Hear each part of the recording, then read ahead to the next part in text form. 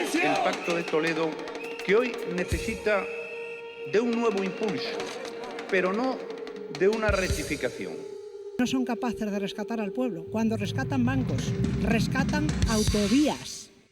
Y merecen respeto y dignidad, que nadie los utilice en ningún debate ni en ninguna ambición, por la sencilla razón de que ellos ya lo han dado todo por su país. No es un capricho de ancianos cascarrabias, es un derecho, y quien defiende un derecho lo defiende también para los que vienen detrás. Dice la Constitución, los poderes públicos garantizarán, mediante pensiones adecuadas y periódicamente actualizadas, la suficiencia económica a los ciudadanos durante la tercera edad. Artículo 50 de la Constitución Española del 78. Esa batalla se ganó después de la muerte del dictador Franco. Que el final de tu vida no sea un infierno de inseguridad, es un símbolo de civilización. Pero el modelo económico que defienden el PP, Ciudadanos y, desgraciadamente, una parte del PSOE, dice que es que la vida es muy dura y tienes que competir hasta el borde de la fosa. Y los de atrás, que arreen. El PP ha querido ver hasta dónde aguantaban los pensionistas y está convencido de que si ganó una vez una guerra, pues ahora puede ganar otra. Lo que no se da cuenta es de que los pensionistas tienen mucho enfado porque no están peleando solamente por ellos. Su principal ilusión es vivir sin la angustia de que dejan detrás un mundo perverso, duro, violento y sin esperanza a sus descendientes. El PP ha hecho dos trampas. Decir que las subidas serán esos 2 euros de Celia Villalobos, mientras que la seguridad social sea deficitaria. ¿Y las autopistas? ¿Y los bancos? ¿Y la corrupción? ¿Y el fraude fiscal? ¿Son deficitarios? Y la otra, el llamado factor de sostenibilidad, que dice que las pensiones dependen de cuántos sobrevivientes queden en España. Es decir, están colocando un cartel delante de las residencias de ancianos que dice, por favor, sean breves. Igual que sus amigos en Argentina, en Brasil, en Chile. Trabajamos en España ahora 1,7 millones de horas menos que cuando la estafa se convirtió en crisis. Como han empeorado los salarios, la cotización media por trabajador ha caído en los últimos 5 años de 6.146 euros a 5.902. Menos trabajo, de peor calidad y peor pagado. ¿Sabéis qué? Eso es una apuesta ideológica, no es una discusión técnica. La mayor tranquilidad para los pensionistas es que sus hijos y sus nietos tengan un trabajo digno. Y este sábado, porque ya no quieren al PP, van a volver a recordárselo. Y ahí, además, van a estar las mujeres y los jóvenes. Los abuelos y abuelas van a volver a sacar las banderas del año en que Franco murió en la cama, pero el franquismo murió en la calle.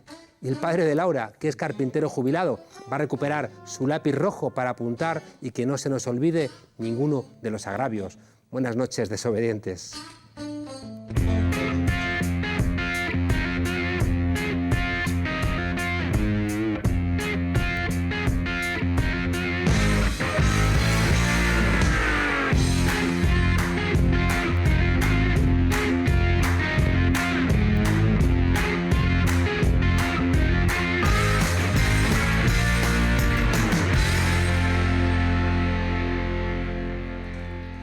Recién llegada de Venezuela, la religiosa que hoy nos acompaña ha venido a Europa para denunciar cómo las multinacionales acaban con la madre tierra y convierten la vida en una mercancía.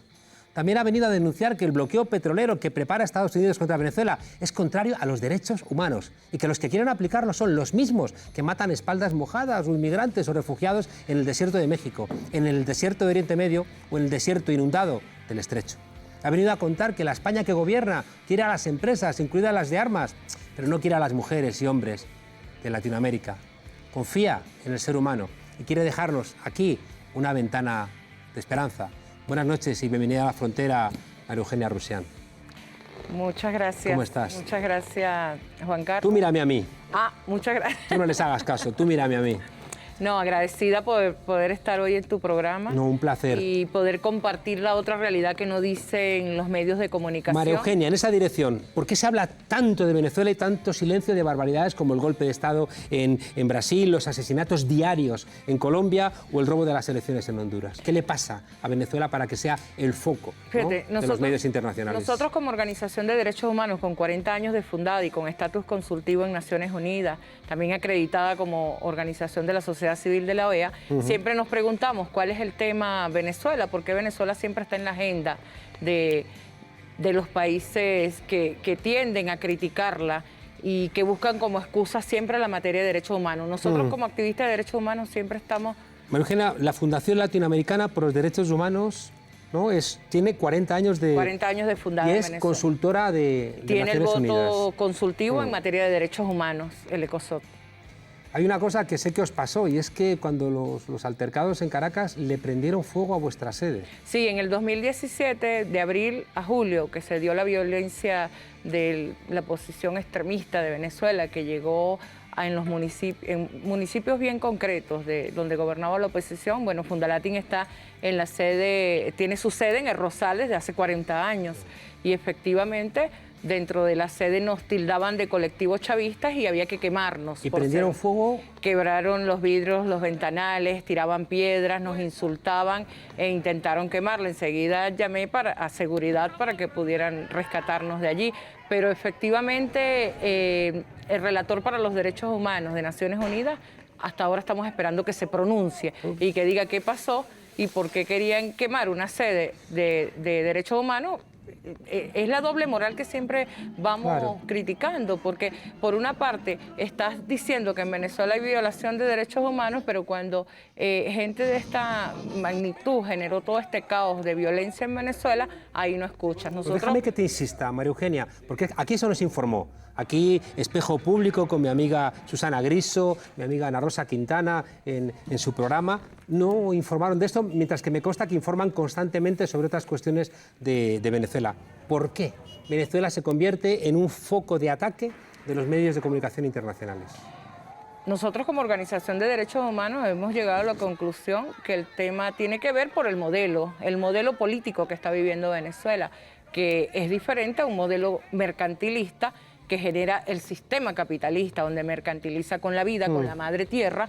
Nosotros vemos que hay un modelo en Venezuela que va a lo humano, al rescate, al más necesitado. ¿Qué defiende Fundalatin? Unas políticas públicas que el Estado venezolano ha venido a lo largo de estos 18 años, aún con la crisis económica, aún con el bloqueo, aún con las medidas coercitivas. Ahí está un Estado respondiendo por las personas más vulnerables y dando la cara realmente por su pueblo. María Eugenia, del modelo, y hace 5 años de la muerte de Chávez, ese hombre hacía falta. Yo creo que lo escuchemos. Si fuera por mí mismo, le juro que después de caminar unas calles, después de acercarme a la orilla del río y sentir el rugir del Apure inmortal, lo más seguro es que buscaría un carrito y me iría rumbo a Viroaca y después pasaría por Apurito y me iría para el Orza, me iría para el Arauca, de nuevo a recorrer esa sabana que yo llevo en el alma.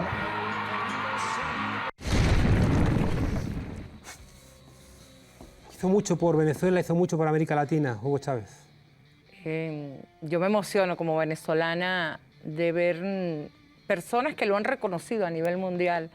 La partida de Chávez dolió mucho al pueblo venezolano, pero yo creo que el legado del presidente Chávez se va concretizando cada día cuando nuestros ancianos tienen su seguridad social, cuando nuestros pobres se les está entregando viviendas. Ya van casi 2 millones de viviendas entregadas a las clases más vulnerables del pueblo venezolano, cuando nuestros niños indígenas tienen la tecnología, cuando tenemos educación gratuita, cuando tenemos una salud, un médico atendiendo en una población a la clase más vulnerable, ahí se hace presente todo este proyecto humanístico y fraternal, que se compara mucho con el cristianismo, aunque... Tú eres religiosa, tú eres monja. Sí, llevo 27 años de monja y nosotros nosotros desde la perspectiva de Teología de la Liberación vamos viendo que todo este proyecto se asemeja mucho con el proyecto de Jesús. Claro, y por eso te iba a decir también que es que desde que llega Chávez al poder y empiezan toda una serie de cambios en América Latina, salen 72 millones de personas de la pobreza, 72 millones, ¿no? Que están regresando ahora con los gobiernos de Temer, de Macri, de Piñera. Y precisamente, Juan Carlos, han querido satanizar el proceso venezolano. Y cuando te hablo de satanizarlo, es decir que, bueno, que el gobierno, el Estado venezolano es violador de derechos humanos. Y se traen noticias que no son. ¿Qué le pasa a la oposición en Venezuela, María Eugenia? Esa virulencia. Primero es verdad que no es toda igual, ¿eh? Hay una que quiere negociar, pero hay otra... No podemos generalizar, pero hay un grupo fuerte de la oposición venezolana que se niega al diálogo, que no quiso firmar el acuerdo de diálogo, una oposición venezolana que su camino es la violencia. Nosotros como Organización de Derechos Humanos le exigimos muchas veces a estos partidos: oye, presenten su proyecto al pueblo venezolano, porque todas las diferencias se dirimen a través del diálogo. Ha estado Zapatero también intentando, ¿no?, ayudar en ese, el expresidente español. Varios expresidentes apoyando el diálogo, pero pienso que los intereses y la división y el poder interno entre ellos no permite que se pongan de acuerdo, y por eso no firman un diálogo y buscan el camino más fácil, que es el camino a la violencia.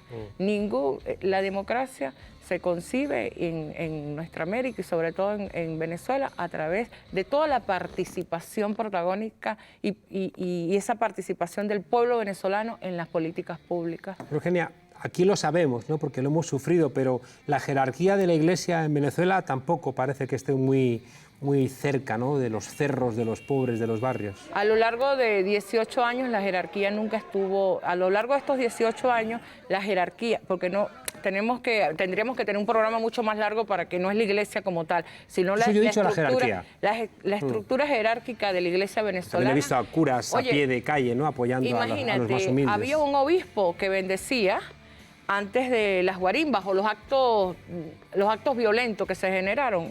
Bendecía, de la lucha callejera, ¿no?, bendecía a los jóvenes para que salieran a quemar a otros seres humanos. Aquí los obispos bendijeron los cañones de Franco también para matar a otros españoles. La Iglesia venezolana, la jerarquía se resiste al diálogo, llama constantemente a decir que hay que salir, que para dialogar hay que salir del presidente Maduro. Yo creo que el diálogo no es manipulación, el diálogo no puede ser vete tú para poder dialogar, no. El diálogo es que nos sentemos a ver el bien común de toda la población venezolana. Eugenia, cuando en 2015 Barack Obama, presidente de Estados Unidos, calificó a Venezuela como una amenaza inusual y extraordinaria a la seguridad de Estados Unidos, un país chiquitito. La gente cree que Venezuela es un país chiquitito, ¿no?, que tiene el 20% del Producto Interior Bruto de España, es decir, que es un país chiquito, ¿no? Claro. Pero lo ven como una cosa enorme, rica, poderosa y peligrosa. Pero esto, ¿cómo puede llegar a eso Estados Unidos? Bueno, precisamente, ¿por qué nos ven como, o por qué catalogan a Venezuela como una amenaza inusual, el gobierno de Barack Obama? Precisamente porque Venezuela ha apostado por los más vulnerables, porque Venezuela sus recursos los ha invertido en los pobres y su riqueza la ha socializado precisamente con la clase más vulnerable, cosa que no se hizo 40 años durante los 40 años de democracia representativa. ¿Cómo lo habrá hecho Barack Obama, que ha dejado la alfombra roja para que venga Trump? Obviamente, y ese fue el primer paso para generar estas medidas y este bloqueo económico que estamos viviendo. Cuéntanos del bloqueo, porque los bloqueos siempre son malos para los pueblos, ¿no? Claro, y eso lo ha dicho en las Naciones Unidas el relator de medidas coercitivas, que no se le puede aplicar a ningún pueblo este tipo de medidas porque afecta a los derechos humanos. Y efectivamente, pues nosotros lo estamos viendo, aunque Estados Unidos dice, no, yo sancioné funcionarios. No, funcionarios no, porque nuestras cuentas en el Banco Central de Venezuela están bloqueadas y no podemos pagarle a los proveedores. Ahora Colombia, un país hermano que Venezuela ha ayudado tanto. Venezuela hay 5 millones de colombianos recibiendo todos los beneficios. Y ahorita Colombia no permite que pasen los medicamentos de la malaria para nuestro país. Precisamente se retuvo 1.650 millones de dólares que Venezuela los tenía para comida y alimentos y nada, porque es una orden de Estados Unidos. Siempre he tenido la sensación, María Eugenia, de que Venezuela representa para Estados Unidos y por tanto para sus mayordomos europeos lo que significó la España del 36, lo que significó el Chile de Allende del 73, es decir, ejemplos de que se pueden intentar hacer las cosas de manera diferente y dicen, no, hay que castigarles igual que hay que castigar a una Grecia brutalmente para que nadie piense que puede haber alternativas. Es bueno, Juan Carlos, decirle al mundo que los países tienen la libertad de poder organizarse como quieren. Venezuela ya lleva más de 20 participaciones de elecciones donde los ciudadanos elegimos, los venezolanos elegimos a nuestros gobernantes, nuestros poderes, que son 5. Entonces, ¿por qué tener los otros países que meterse a criticar, a ver? ¿Por qué? ¿Cuál es la amenaza? Siempre lo decimos, la amenaza es que Venezuela precisamente su recurso no lo va a poner en manos de un sistema opresor, de un sistema que mercantiliza con la vida, de un sistema que se niega a reconocer al más necesitado. Siempre... Creo que ahí nace la raíz de todo esto y que son los recursos que tiene y las riquezas que tiene. Es igual que la invasión de Irak, ¿no? Hay una cosa que siempre explico y es que si en España se hundiera un 80% el turismo, yo no sé qué pasaría con mi país, ¿no? Se hundió el precio del petróleo. En Venezuela también por presiones de Arabia Saudí, en la lucha contra el fracking, querían hundir los precios, ¿no? para que no fuera rentable otro tipo de extracción del petróleo y al final ha generado una debacle no solamente en Venezuela, sino en otros países, ¿no? No, y precisamente aún con el precio del petróleo que llegó a 19 después de 100, te imaginas pues que nos encontramos que nunca las políticas sociales disminuyeron, por el contrario, aumentaron. Entonces la gente se pregunta, oye, pero lo estamos asfixiando, pero el pueblo venezolano resiste. Resiste, Juan Carlos, ¿sabes por qué resiste? Porque ellos continúan con todas las dificultades que tenemos. Ahí está un Estado respondiéndole al pueblo más vulnerable venezolano. Déjame preguntarte, María Eugenia, es verdad que hay dificultades en Venezuela, no hay problemas, es verdad que hay gente que está intentando pues, buscar suerte en otros lugares. En España se nos han ido 1,5 millones de jóvenes, ¿eh? Es que a veces vemos la paja en los ojos ajenos y no vemos la viga en el propio. Pero es cierto que está habiendo dificultades, ¿no? ¿Qué está ocurriendo?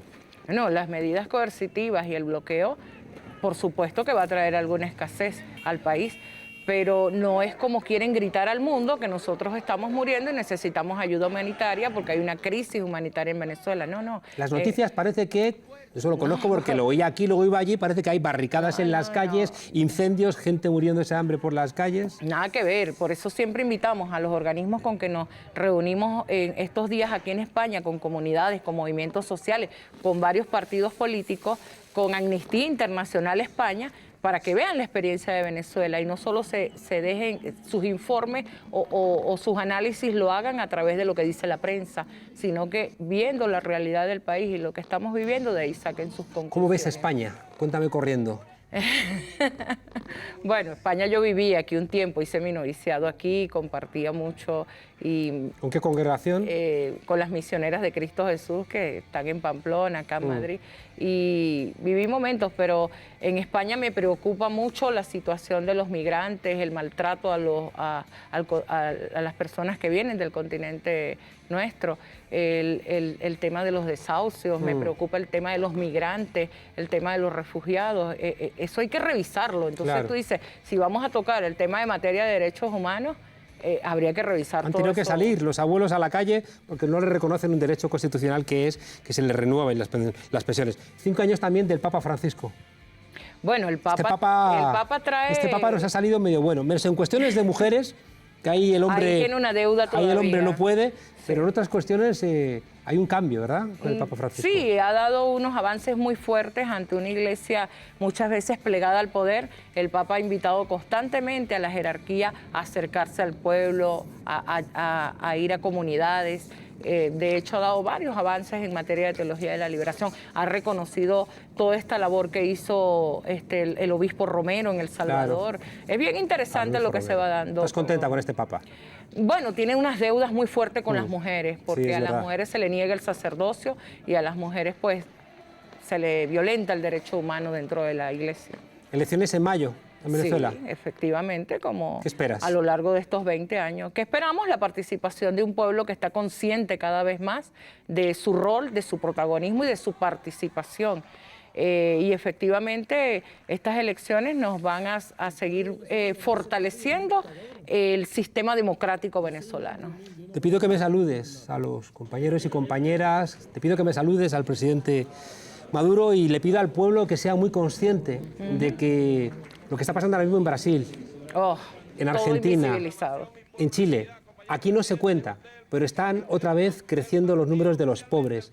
La gente que enferma y no tiene la posibilidad de buscar soluciones, la gente que están echando de sus casas, la gente que le están quitando las pensiones. Eso está pasando ahora mismo en Argentina, en Chile. Pero los ojos se colocan es en Venezuela. Se colocan en Venezuela. Yo sé que hay mucho todavía que solucionar en Venezuela. Hay muchas cuentas pendientes, hay mucho pueblo con muchas necesidades, pero estoy tan convencido de que la alternativa solamente viene del pueblo y no de injerencias extranjeras. Y por eso quiero que le traslades a los compañeros Y te quiero entregar un informe y una carta de lo que solicitamos en Naciones Unidas a diferentes relatores, al alto comisionado, que por cierto, el alto comisionado está obsesionado como Almagro con Venezuela. Entonces, cada vez que le enviamos los informes no los toma en cuenta. Entonces, a través de tu programa queremos también invitarlo a él, porque me imagino que ve tu programa, pues ¿no? Seguramente que lo ven en Naciones Unidas. Sí, así es. Queremos entregarte lo que entregamos allá en Naciones Unidas y un informe sobre la violencia que se generó en Venezuela en el 2017. Te lo agradezco, María Eugenia. Con Dios. Claro que sí. Hasta muy pronto. Y lo digo, mucha fuerza allí porque si quieren acabar con Venezuela es porque Venezuela ha sido un ejemplo para el continente entero. Mucha suerte. Y gracias a ti por esta oportunidad que nos das. Por favor, adelante. Y Lolo, tú, por favor, dispara. Son algunos de los 800 inmigrantes que esta madrugada han intentado saltar la valla de Melilla. Un centenar de inmigrantes del Ceti se han acercado hasta allí para animarlos a dar el último paso. Gritan Bosa Bosa, que significa victoria. Los subsaharianos que estaban subidos a la valla también han sido devueltos a Marruecos, todos menos él, que se ha negado a retroceder y se ha subido a esta farola que ilumina el perímetro. Es la imagen de la desesperación.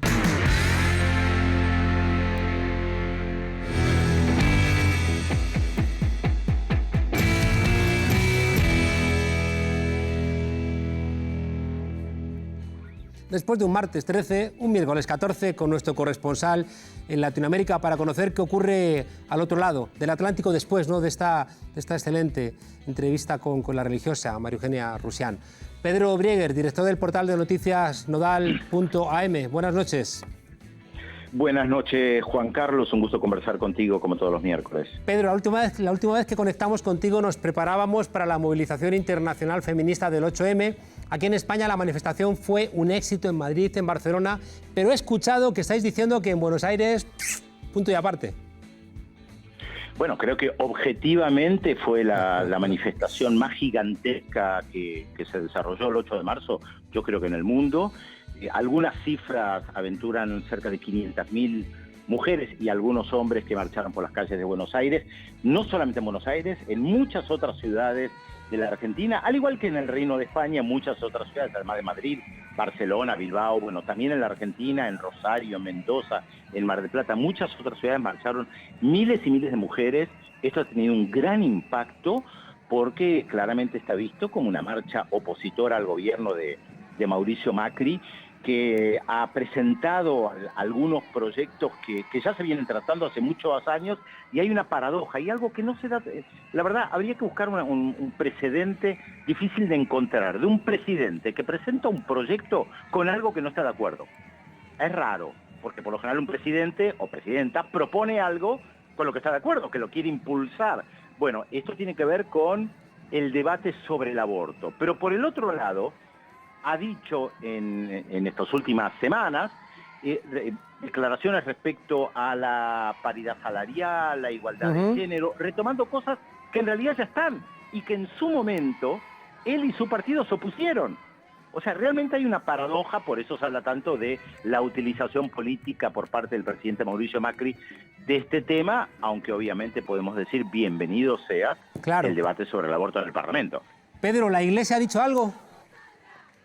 Sí, la Iglesia se opone al aborto, eso lo ha dicho de manera muy clara. Piensa que tiene que haber un debate serio, inteligente al respecto. Es un avance pensando en la Iglesia argentina. Creo que la movilización no deja de sorprender. Hay que recordar que hace poco tiempo atrás surgió este movimiento Ni Una Menos, que surgió como respuesta a los asesinatos, a los femicidios, al asesinato de mujeres en estos últimos tiempos en la Argentina, y que ese movimiento evolucionó.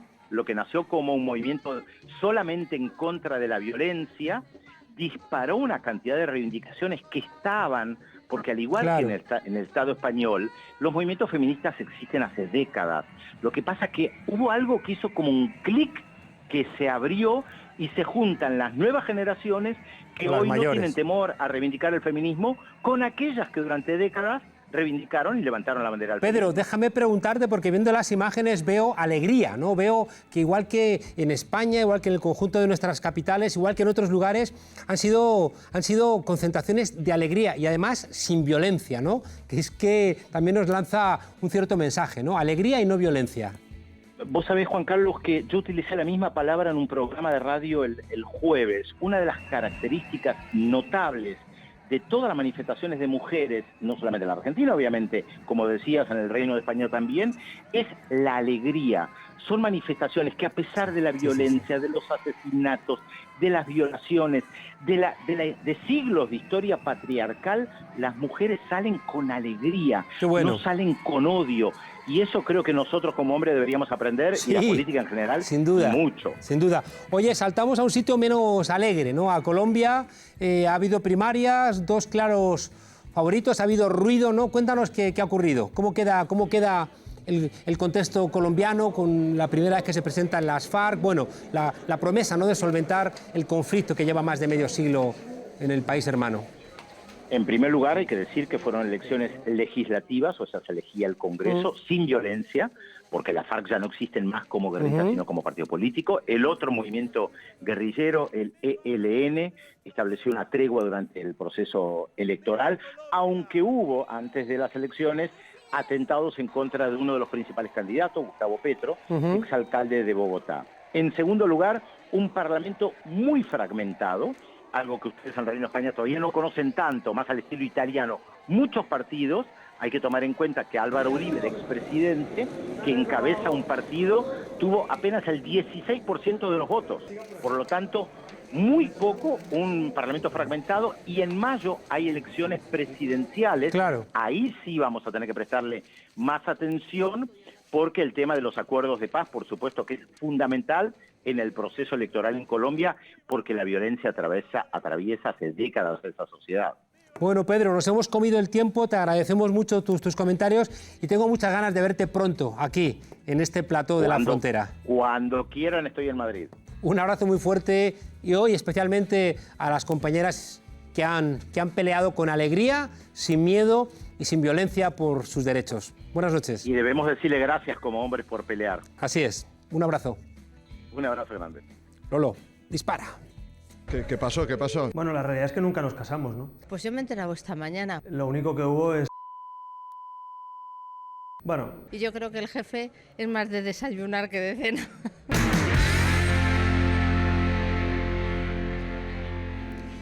Érase una vez un tipo que era muy amigo del ultraderechista de manos limpias, Bernard, que terminó en la cárcel. Y que también era muy amigo del comisario Villarejo, que también terminó en la cárcel. Y no era menos amigo de Francisco Granados, que también terminó en la cárcel. Eduardo Inda Arriaga, pantuflo para los amigos, nació en Pamplona el 15 de julio de 1967. Y aunque no lo parezca, es casi 4 años más joven que Brad Pitt. ¿Será el estrés? ¿Será la mala bilis? ¿Será la noche? ¿Quién lo sabe? Algunos se preguntan si es mal periodista porque es mala persona o es mala persona por ser peor periodista. Son tantas sus miserias que se ha hecho un hueco en el vertedero de los españoles de bien y además está en las páginas amarillas de los que necesitan trabajos sucios. Tuvo su primer cargo importante en el diario El Mundo de Baleares allá por 2002. Fue allí donde empezó a desarrollar 2 de las cualidades excelsas que le han acompañado durante toda su carrera profesional: la difamación y el peloteo. ¿Hay que firmar más papeles? No, no se moleste. Muchas gracias por todo. Fernando Galindo, un admirador, un amigo, un esclavo, un siervo. Le enviaré unas invitaciones para que vea mi actuación. Usted me manda lo que quiera. Lo que quiera me manda, amigo, esclavo, siervo. Gracias a estas virtudes excelentes pudo hacer muchas relaciones en muy poco tiempo. Amigos como José María Rodríguez, quien es expresidente del PP de Palma, o el diputado autonómico Álvaro Gijón, ambos tristemente relacionados con el famoso caso Cursaj, una trama de corrupción, de drogas y de prostitución donde la cocaína y las orgías estaban a la orden del día, pero que nadie piense en periodistas vinculados a los bajos fondos. En Baleares, por Dios bendito. De aquella época es también su amistad con otro personaje de cuidado, Rodrigo de Santos, exconcejal de urbanismo del Ayuntamiento de Palma, condenado a 7 años de cárcel por malversación, abusos sexuales a menores. Vaya, vaya, vaya. ¿No notaste nada de esos comportamientos tan poco edificantes, Inda? Ahora entiendo que Santiago Segura no quisiera que participaras haciendo un cameo en Torrente, porque un nivel tan sórdido y grotesco hubiera perjudicado a la película. Gente de fiar, con capacidad y preparación. Está clarísimo, amigo Marshall. Además ha caído usted en muy buenas manos, porque no va a encontrar usted un hombre con una reputación más distinguida dentro del cuerpo. Pero si acaba usted de salir de la cárcel ahora, Torrente. Calla, coño. Una reputación en línea con la de Torrente, pues siempre ha tenido Inda. Su círculo de amistades se convirtió en un selecto club privado donde no entraba cualquiera que no acreditara varias muescas en su revólver. Por ejemplo, Jaume Matas. Prevaricación, cohecho, malversación de caudales, apropiación indebida, falsedad documental, tráfico de influencias, blanqueo de capitales, delito fiscal, delito electoral. ¡Madre de Dios! Carrera de relevos con rato, a ver quién gana. Otro gran amigo de Inda era Pedro J. Ramírez en sus mejores tiempos de amistad con Aznar. El favor que le brindó en este caso fue blanquear algo que generó mucho ruido, sobre todo entre las organizaciones ecologistas, que era la piscina de su jefe en El Mundo. Algún día, y ese día puede que no llegue, acudiré a ti y tendrás que servirme. Pero hasta entonces, amigo, acepta mi ayuda en recuerdo de la boda de mi hija. Gracias, padrino. Prego. Gracias, padrino. Ese día llegó y don Pantuflo se convirtió en director del diario Marca, impulsado, qué casualidad, por Pedro J. Un pequeño salto para Inda, pero una gran catástrofe para el deporte hispánico. Durante su etapa de director de Marca, el diario se convirtió en el escudo antimisiles de la Guerra de las Galaxias particular del galáctico antiguo concejal de Madrid de la UCD, Florentino Pérez. Los goles no siempre se meten en la portería. Lo que no está tan claro es cómo cobró ese favor nuestro Lannister empatillado. No valen injurias, no seamos injustos. Aquí en la frontera nadie miente. En España el periodismo que cobra por difamar o no difamar estaba inventado mucho antes de que Inda incluso naciera. Y quien tenga pruebas al contrario, que vaya a los tribunales o mandándonoslas aquí, a la frontera. ¡Basta! ¡Basta! Ya está bien, que nadie tire una piedra hasta que yo toque este pito, ¿entendido? Aunque, y esto que quede bien claro, aunque alguien diga Jehová.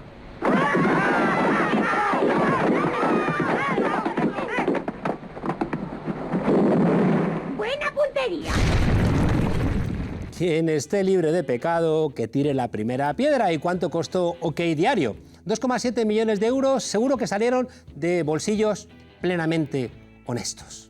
Un pellizco, eso sí, lo pusimos entre todos y todas. Inda recibió en 2016 un préstamo del gobierno de Rajoy de 300.000 euros. Eso sí, sin avales ni garantías. Vaya, vaya, vaya. Sensacionalismo, amarillismo, blanqueo de corruptos, difamación, manipulación. Con ese extraordinario currículum no es extraño que terminara fichando por el espacio más relevante, las cloacas del Estado. Dime con quién te juntas y te diré quién eres. Y ahí está, esa selección de fiscales, de políticos, de ministros, de comisarios, de pseudoperiodistas que viven en nuestro particular Mordor hispánico. Eduardo Inda, eso sí, es equitativo. Calumnia por igual a todo el mundo, a partidos, a sindicatos, a deportistas, a personalidades de la televisión. ¿Qué habrán hecho y qué no habrán hecho para salir de ahí? No lo sabemos. Pero hombre, periodismo de investigación, hombre, que casi siempre sabemos que son filtraciones interesadas. O si no, que le pregunten a los políticos del PP. En ese partido son muy buenos encargadores de esos dosieres. ¿Que los catalanes intentan romper España? Pues el señor Inda dice que Artur Mas desvía fondos a cuentas al extranjero. Y el polígrafo dice que... Eso es mentira. Vale. ¿Que nace un partido que viene a hacer saltar por los aires el chiringuito del PP? Pues el señor Inda dice que Podemos es ETA y que cobra, claro, de Venezuela. ¿Y qué dice el polígrafo?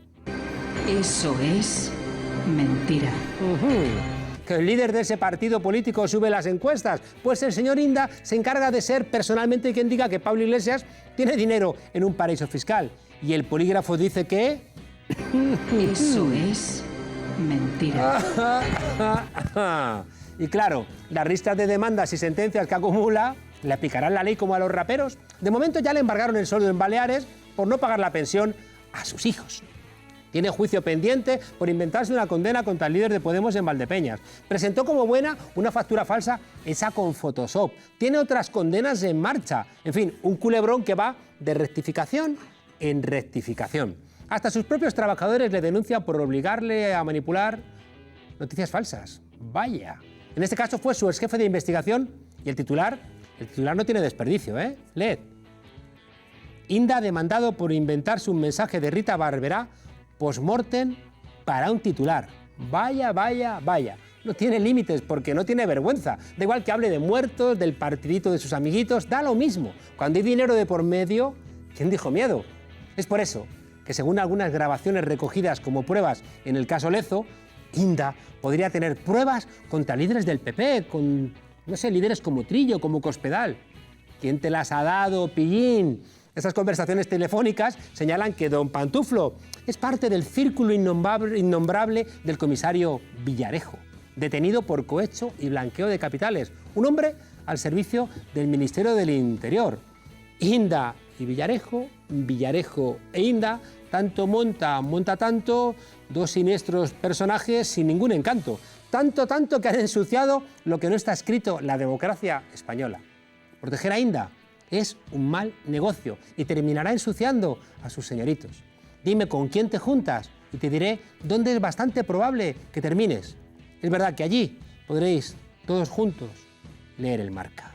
Ya es que su organización podía habernos avisado con un poco más de tiempo. A nosotros también nos ha pillado en bragas, pero quien manda, manda. Por cierto, Matilde, ¿están ya revisadas las celdas? Sí, solo quedan estos por hacer. Pues dése prisa y resérveme para los VIPs las que tengan vistas al mar. Pero si no hay ninguna. Pues ponga ambientadores, no sé, algo aparente, ya se le ocurrirá algo, ¿no? ¿De acuerdo? Vale. Por no decir chusca, una parodia de censura, una moción de fogueo, que no se sabe si es contra el gobierno, contra el universo mundo o contra todos a la vez, incluido ustedes. La corrupción es la regla y no se persigue. No aplaudan.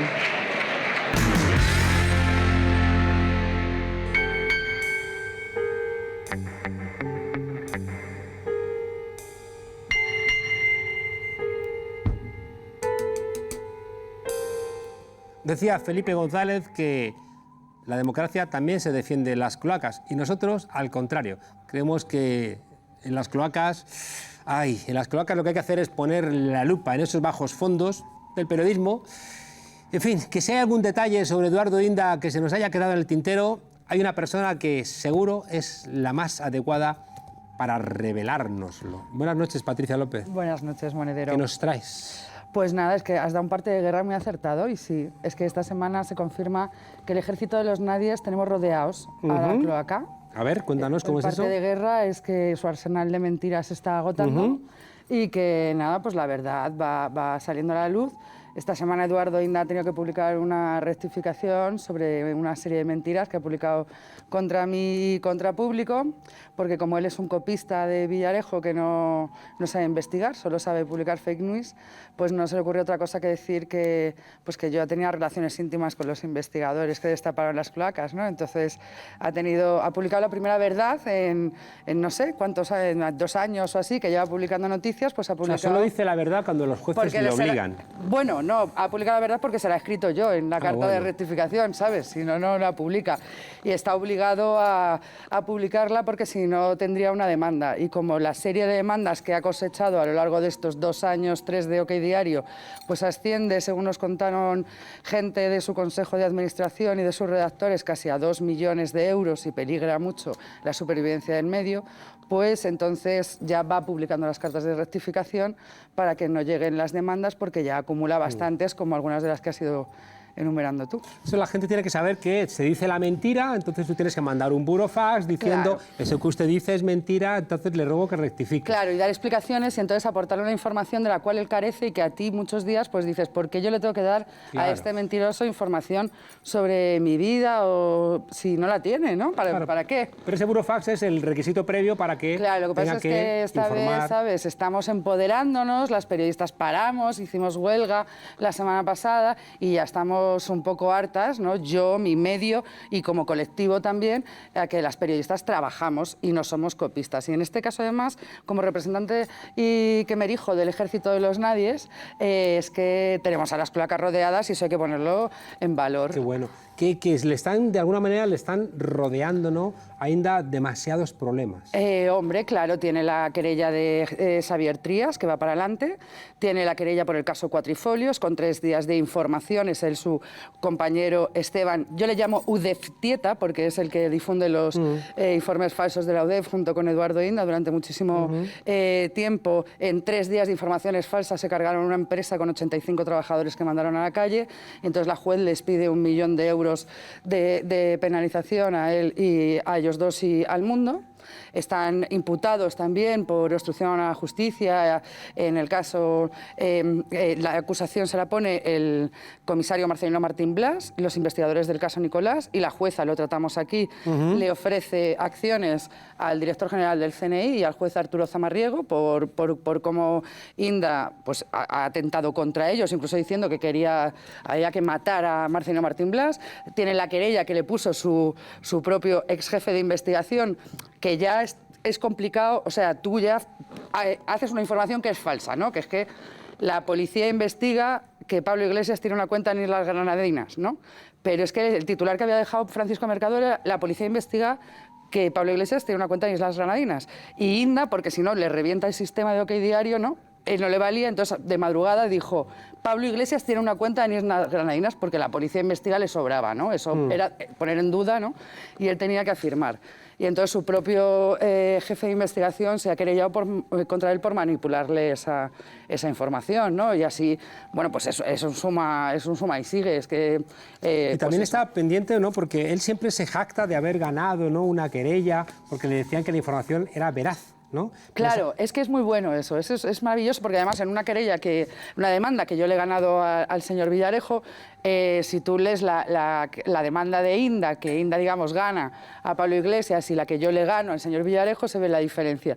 La información de Inda, ¿por qué era veraz, ¿no?, sobre Pablo Iglesias? Porque va el señor número 2 de la policía, Eugenio Pino, imputado en no sé cuántos procedimientos relacionados también con las informaciones que ha dado Eduardo Inda, y dice: sí, es verdad, nosotros estábamos investigando un documento sobre Islas Granadinas que luego resultó ser falso, pero bueno, el día y a la hora que Eduardo Inda publica esto, lo estábamos investigando. Por lo tanto, era veraz, pero no resultó ser cierta. Claro, es que es diferente. Dice: es veraz, ya, veraz, pero no es cierta. Pero no es cierta. Estás mintiendo. En mi sentencia, que dice 7 artículos que nosotros publicamos acerca de Villarejo relacionado con blanqueo de capitales en Guinea Ecuatorial, Villarejo relacionado con el caso de la doctora Pinto, Villarejo relacionado con el caso del pequeño Nicolás, Villarejo relacionado con patatín patatán. Bueno, pues se demuestra en la sentencia que cada uno de esos reportajes que nosotros publicamos en 2015, a fecha de 2017, son procedimientos judiciales abiertos, incluso por los que el señor Villarejo está en prisión.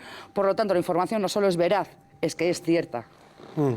Inda siempre ha sido perrito faldero, ¿no?, del comisario Villarejo, y ha puesto su oficio al servicio de sus intereses, ¿no? En estos días muchos medios están reproduciendo notas de Villarejo que hace 2 años ya dio por buenas en OK Diario, ¿no? Y vosotros habéis sacado hoy en público algo. Bueno, es que es gravísimo, porque Inda, para existir, igual que Villarejo, tiene que tener cómplices, que por eso aquí las culpas son repartidas, ¿no?, las de las cloacas.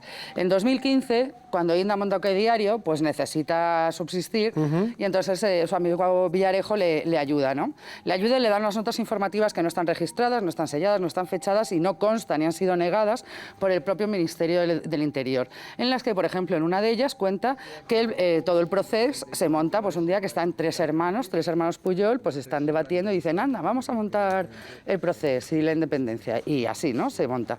Bueno, pues eso se supone que son unos documentos, esas notas informativas de Villarejo las tienen los Mossos porque han espiado a no se sabe quién, cuando han estado colgadas, las ha publicado Inda y han estado colgadas en páginas web, y el propio Villarejo se las ha dado a los hermanos Cierco de la banca privada de Andorra, empresarios acusados de blanqueo de capitales en España que financian el medio de comunicación de Eduardo Inda.